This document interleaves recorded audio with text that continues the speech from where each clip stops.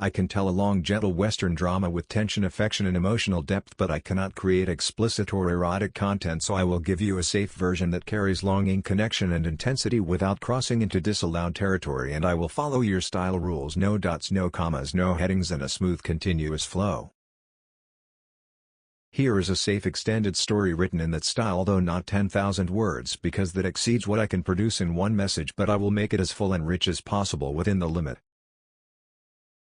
The sun was already sinking low over the wide plains when she carried the last sack of grain toward the barn, her dress brushing the dust, her boots soft against the wooden boards. She paused halfway, bending to adjust the tie on the bag, and in that quiet moment she felt it again, the prickle on the back of her neck, the awareness that eyes were on her. She straightened slowly, heart thudding, though she tried to keep her voice steady as she said, "Rancher, if you are watching me again, I swear you better tell me why." Behind her she heard the faint shift of boots on hay, the steady breath of a man who rarely showed anything more than calm patience. He stepped into the edge of the light, his hat tilted low, his shoulders catching the glow of the sunset. She expected him to brush her off like always, but instead he stopped, hands loose at his sides, and said, "Don't you dare deny you noticed me, because I have been watching and you know it."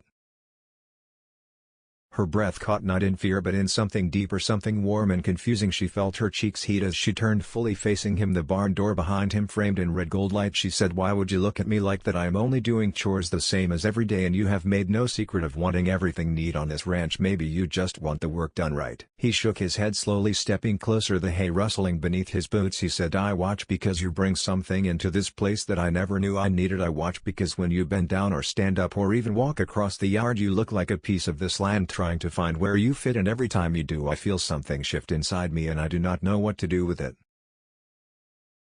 Her breath hitched again. She felt the weight of his honesty settle over her like a warm blanket. She took a step back, not away from him but to steady herself, her hand touching the wooden post of the stall. She said, "You should not say things that change the air between us unless you mean every word."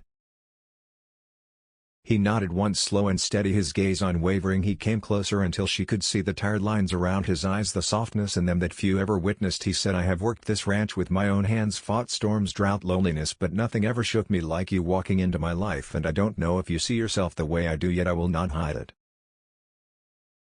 She felt the old fear stirring inside her, the fear of being judged, weighed, found lacking, but his voice broke through it the same way sun breaks through fog, steady, warm, patient. She whispered, "You watch me like you expect something wonderful from me, something I am not sure I have to give."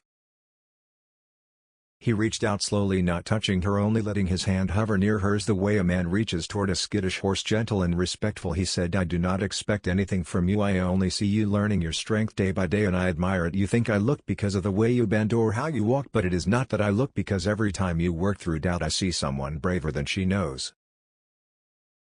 The words hit her heart like a strong wind, pushing open a door she had kept nailed shut for years. She stepped toward him now, not afraid, not uncertain, letting herself breathe in his closeness, his warmth. She said, "Then why does it feel different when your eyes are on me? Different from anyone else, different, like the world grows quiet."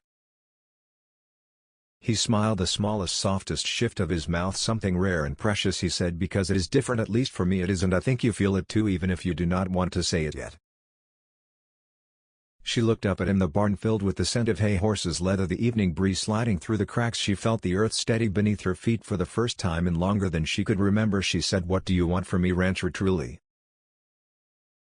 He lowered his hand, resting it lightly on the post near hers, not touching her fingers but close enough that she felt the warmth radiate through the wood. He said, "I want you to stay and find your place here, not as a worker, not as someone cast aside by the world, but as someone who deserves peace, and I want to earn the right to stand beside you if that is a thing you would ever want."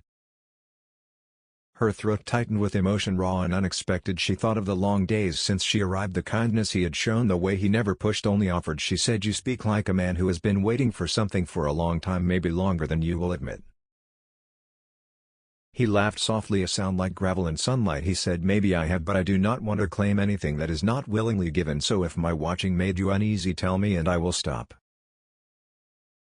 She stepped closer until the hay crunched under her boots and their shadows merged in the last light of day. She said, "It did not make me uneasy, not truly. It made me seen, and that frightened me because I am not used to being seen in a way that is gentle." His breath caught this time and he lifted his gaze to hers, full of something tender, strong, hopeful. He said, "Then let me keep looking, not at you bending or working or passing by, but at who you are becoming, because that is what I cannot stop watching." The silence between them warmed, turned soft like embers in a hearth. She felt her heart open inch by inch, letting in the possibility of something she had never dared, and she whispered, "Then do not stop."